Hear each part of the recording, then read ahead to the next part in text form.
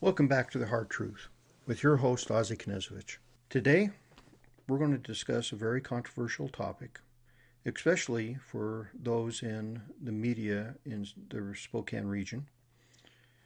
That topic, the riots of May of 2020 that took place in the city of Spokane. Our media in Spokane has never accepted the fact that Antifa was involved in that event. They actually chastised Chief Meidel and I because we said that Antifa was involved in that event. Ladies and gentlemen, Antifa was involved.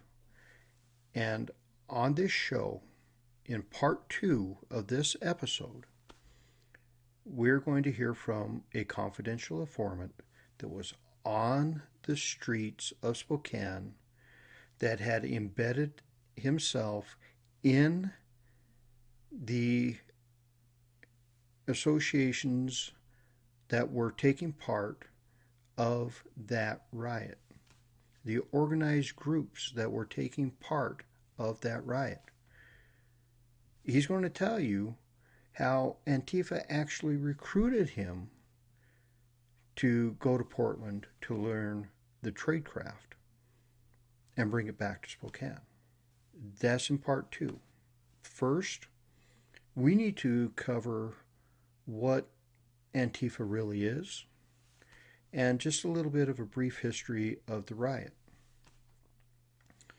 Because as all of the riots of May 31st, 2020, they were coordinated. You don't see riots across the United States in multiple cities without coordination. That does not happen. All happening on the same day? Does not happen.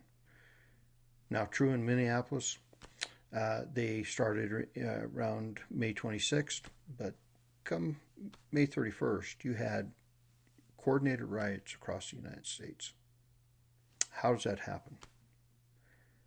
Because there are those who are organizing these type of events. You're seeing it play out right now.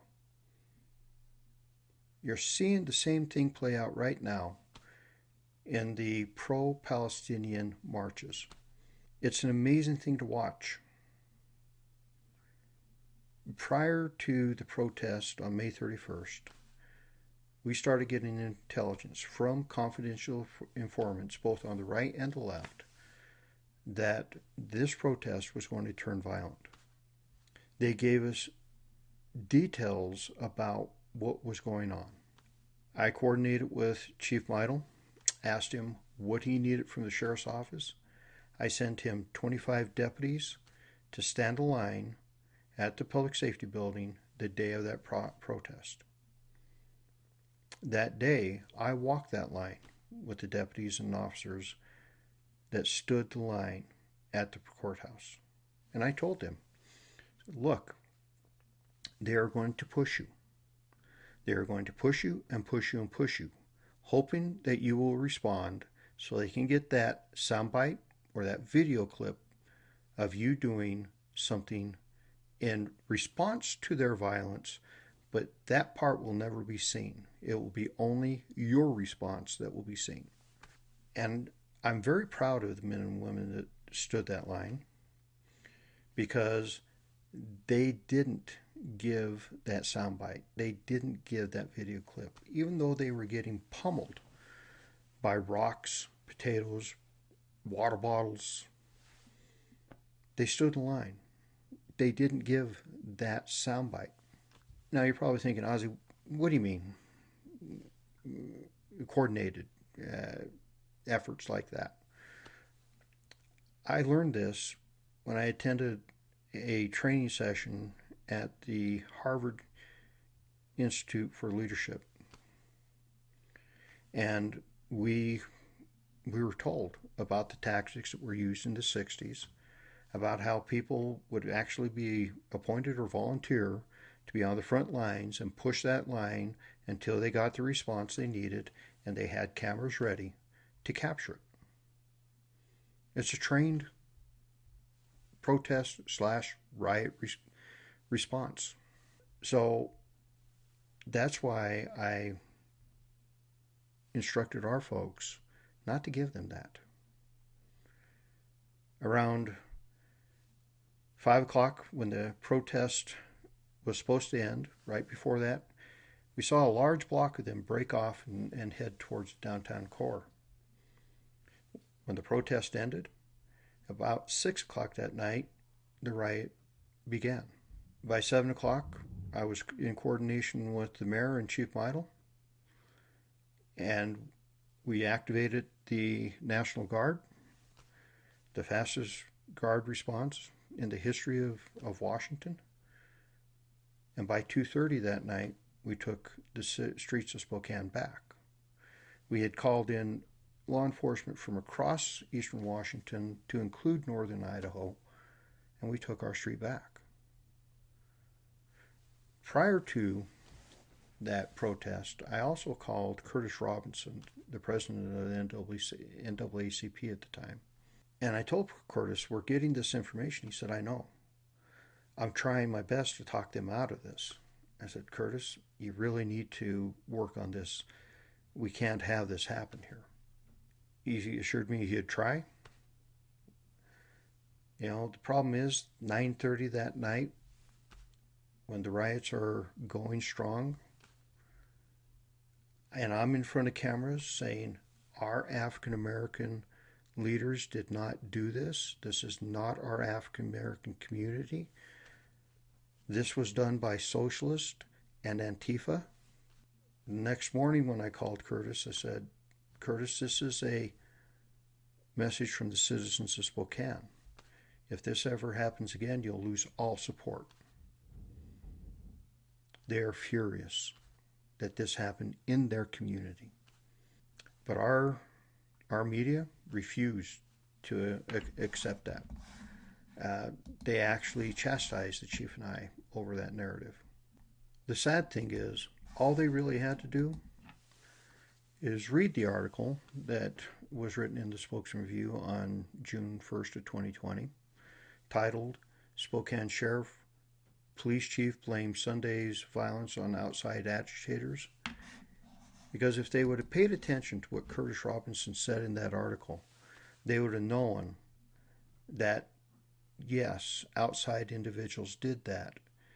And from our confidential informants, we knew who they were. We actually would go on to prove our point, which was never accepted by the media. We gave them the evidence of Antifa being there. They refused, and quite frankly, they refused because of the national narrative of Antifa is just an ideology adopted by the extreme left politicians, extreme left activists. They're just an ideology. Why did the left take that stance? Because Trump said Antifa was behind it. And it became highly politicized at that point. And I have to kind of laugh when I say that, because Senator Andy Billick, the morning after that riot, called me and said, "You're politicizing this." And I just looked at him and went, Andy, it is as it is. There's no politics here. This is the information we're getting from the ground. It was socialists and Antifa that did this. You may not like hearing that, but that is the fact. And he could have read what was in this article too. So let me read it. Nonviolent demonstrations at the Spokane County Courthouse and the Red Wagon in Riverfront Park were definitely hijacked, and that's a quote, definitely hijacked. Curtis Robinson, president of the Spokane chapter of the NAACP, said during a news conference with the city's mayor and police chief. What we saw here was some fringe groups, Robinson said. Some of them were bussed in, some were there and they were planted there, and maybe some of them might actually be some Spokaneites who were talked in to it. That's what Curtis Robinson had to say. He highlighted some were bussed in, some were planted there, and some were locals that were talked into it. Curtis told you what happened. But did you bother to talk to him? No, you just attacked your police because in 2020, law enforcement had no veracity. We were the bad guys. We were white supremacists. We were racist. All because of something that happened 1,500 miles away. That is sad. But you know, this started long before George Floyd. This narrative, this division started in August of 2014 with Michael Brown, where activists and the media lied to you about what happened there. Because Michael Brown was not shot with his hands up surrendering. Obama's DOJ proved that. They proved what happened. What happened was Michael Brown attacked the officer, took his gun away from him. The officer was able to get his gun back during a struggle. Went after Michael Brown. Michael Brown turned, charged the officer, and the officer shot him. He was not surrendering, he was attacking. And that is the fact. I've read the reports. But we as a nation divided ourselves at that point, and that division would continue, and it continues to this day. And Antifa and organizations like it are capitalizing on it because it is their narrative. It is their ideology. The Marxist ideology of class and race warfare. That is where they come from.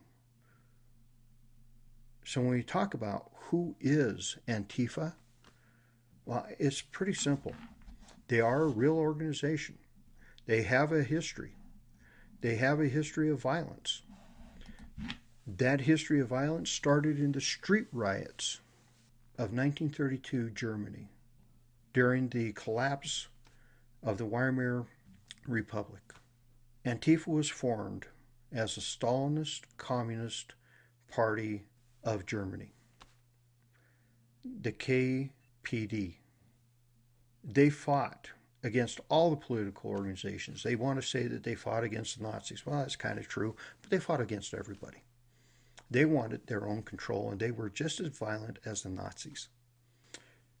From there, Antifa would rise again in the 1980s under the ideology of autonomism.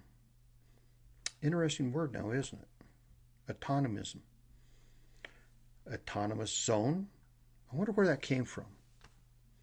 It's that ideology that rose in Germany in the 1980s and was associated with communist urban guerrilla organizations of the 1970s and 80s throughout Europe, and they were the Red Army faction and the Red Brigade. Antifa's Black Bloc was actually formed during this time. The concept of the Black Bloc were coordinated groups, large groups, moved with protests causing violence, was formed in this time. Now, the roots of Antifa are born in terrorism. Goes back to 1932, street riots up into the 80s, the autonomous ideology where it's anarchy, anti-authoritarianism, and then they come to America, and in the 1990s, as Antifa lore would have it, the punk rock scene was a mixture of many different ideologies. Some of it was neo-Nazi and white supremacist, and there were factions that wanted to drive them out of the punk rock scene. So they formed the anti-racist action. And out of the anti-racist action, they would form regional groups, networks. Does that sound like a group that is just an ideology? No, folks, they have structure. They have a very organized structure. And during this formation, they were heavily influenced and trained by remnants of the 1970s and 60s Weather Underground, Black Liberation Army, FALN, all those terrorist groups of the day. They were influenced by the May 19th Communist Organization, the MCO, and its front group, the John Brown Anti-Klan Committee. All these groups helped them organize, train them. Their ideology comes from these groups. The ARA would form the largest network of Antifa in the United States called Torch Antifa. And from there, it would spread across the nation. Those are the roots of Antifa. That is the history of Antifa. The John Brown Anti-Klan Committee, they were also responsible for supporting insurgencies that took place in Nicaragua and El Salvador. Sounds kind of familiar now, doesn't it? I think in episode 2 we covered Lisa Brown's connection with the communist organizations that worked against the United States' interest in Nicaragua and El Salvador.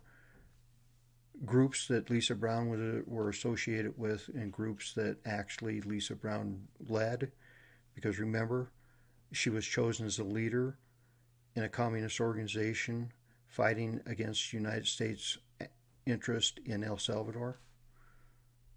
It's amazing how it all comes back together. It's kind of a big circle. All the affiliations, all the links.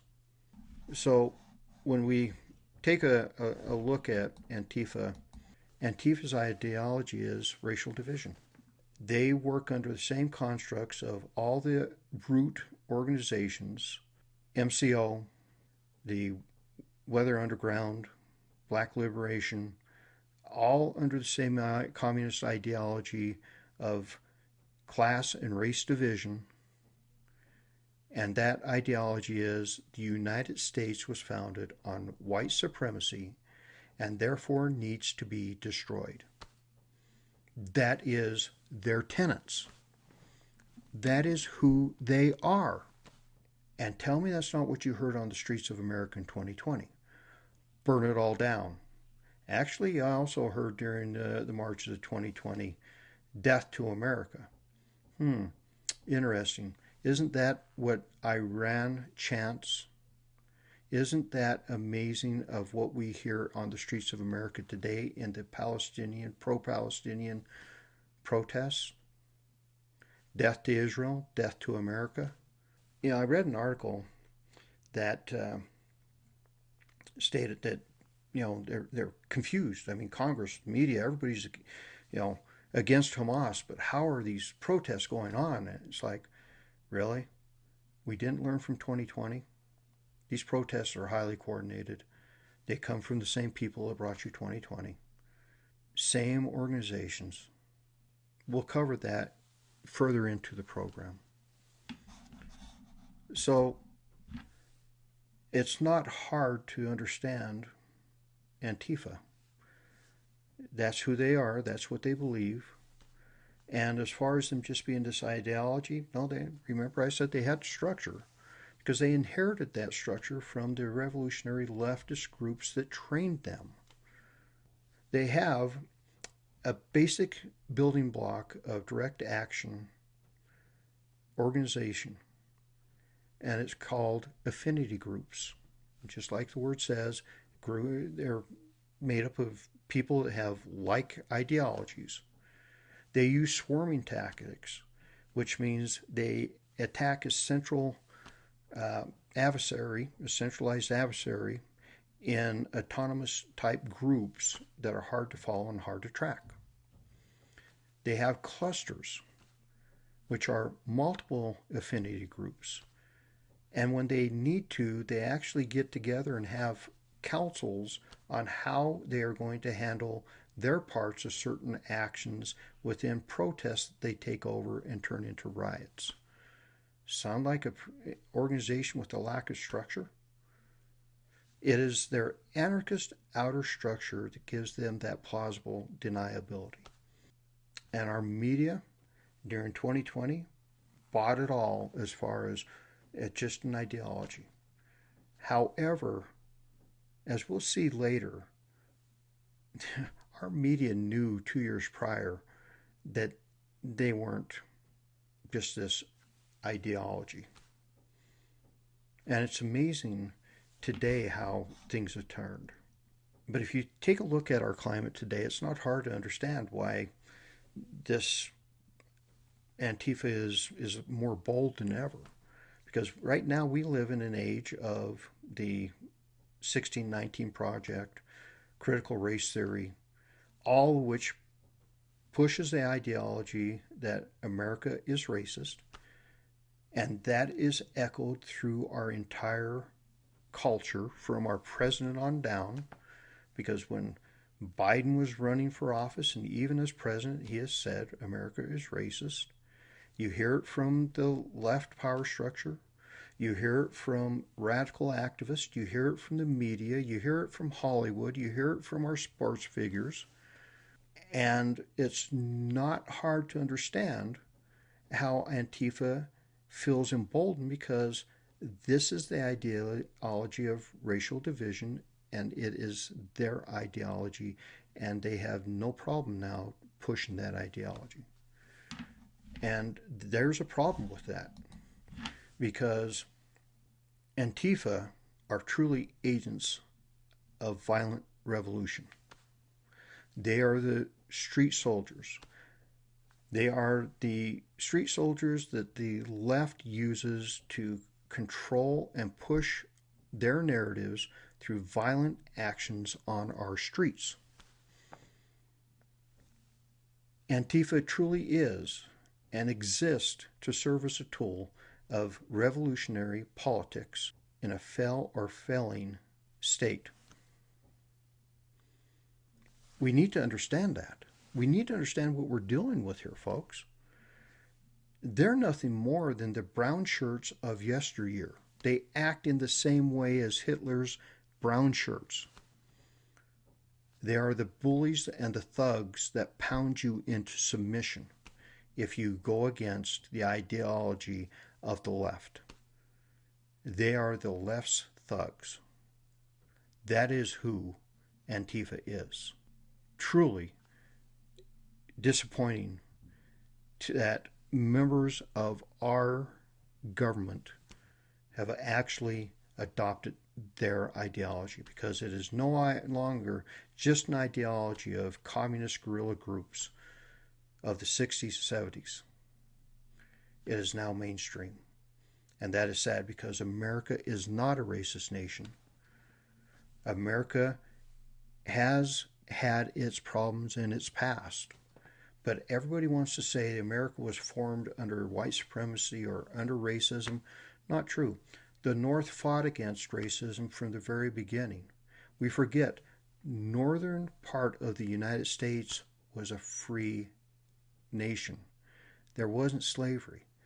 We have been divided on that from the beginning, and it took a civil war for us to finally abolish that barbaric structure of slavery. And yes, it took another 100 years until the civil rights movement of the 1960s to truly push for equal justice and equal opportunities. But we did that. We did that as a nation. And I hate to remind the left, it was the Democratic South that had slaves, and it was the Democratic South that fought the Civil Rights Movement. It was Republicans that fought and abolished slavery. It was Republicans that fought for and attained the civil rights of the 1960s. I've always been amazed about this dichotomy, but America is not racist. We have a past that we're not proud of, but America was not founded on that ideology. As a matter of fact, that ideology nearly prevented the Constitution from being signed by and adopted by all the states. Many at the draft of our founding fathers wanted to abolish slavery, but they also knew that that could be an issue that could divide the nation at a point that it could not be divided. And sadly, they left it to later generations to correct. So for this narrative that everybody wants to push, you need to check your history. The history of this country has been divided on that issue from the beginning. And again, the North was free.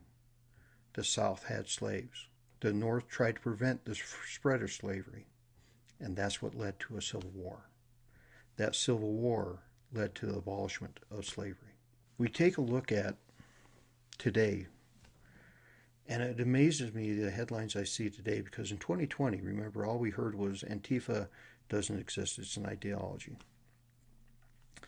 But today we read headlines such as this: Antifa protesters in Atlanta are calling for a night of rage against cops after shooting near training facility dubbed Cop City left one man dead and a state trooper injured. They call out Antifa here.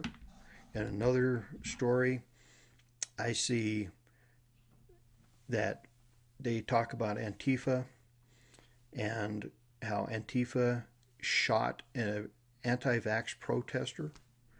It again amazes me that we have this dichotomy going on in our nation concerning this issue, when a simple 3 years ago, Antifa was an ideology.